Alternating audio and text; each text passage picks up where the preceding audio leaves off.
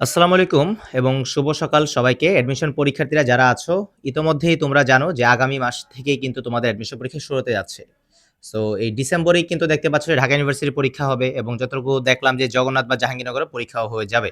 So এরপর কিন্তু তোমাদের আবার আছে কি যে বিওপি জানুয়ারিতে এবং অন্যান্য ভার্সিটিগুলোও কিন্তু আছে। সো একটা কথাই বলবো, তোমাদেরকে বারবার যে কথাটা বলি সবসময় যে এক্সাম দিতে হবে। তোমার প্রচুর পরিমাণে এক্সাম দিতে হবে। এখন তুমি ওএমআর এ দাও, তুমি বিভিন্ন অ্যাপ ইউজ করো, চর্চা দিতে পারো, জ্ঞান পিয়ানো দিতে পারো। ঠিক আছে? তুমি যেই টপিকটা পড়তেছো ওইটার উপর তোমার এমসিকিউ পরীক্ষা দিতে হবে। আদারওয়াইজ তুমি কিন্তু বুঝতে পারবে না যে তোমার প্রিপারেশনটা কোন অবস্থায় আছে।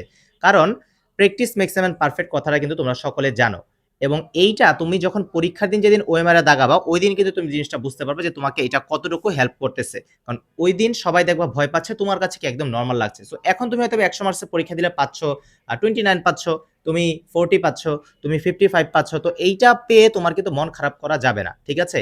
আর ওইখানে যে কোয়েশ্চেনটা হবে ওইটা কিন্তু মানে সবার জন্য, সবার কথা চিন্তা করেই কোয়েশ্চেনটা করবে। সো একদম যে কঠিন করবে ওইটাও কিন্তু না। আর আরেকটা বড় কথা হচ্ছে, কঠিন করলে কিন্তু তোমার জন্য ভালো। কারণ প্রশ্ন যদি কঠিন হয় তাহলে কিন্তু কি তোমার কম্পিটিশনটা একদম দেখা যায় সবাই কিন্তু চান্স পাবে না। তখন কিন্তু তোমার জন্য ভালো। কারণ তুমি পড়াশোনা করে গেছো, তুমি দাগাইতে পারছো। সবাই কিন্তু এটা দাগাইতে পারবে না। সো এই ওভারঅল সবকিছু মাথায় রেখে তুমি পড়তে থাকো। জাস্ট একটা কথাই বলব যে যাই বলুক এটা হবে না, তোর দ্বারা হবে না, তুই এটা পারবি না, ছেড়ে দে।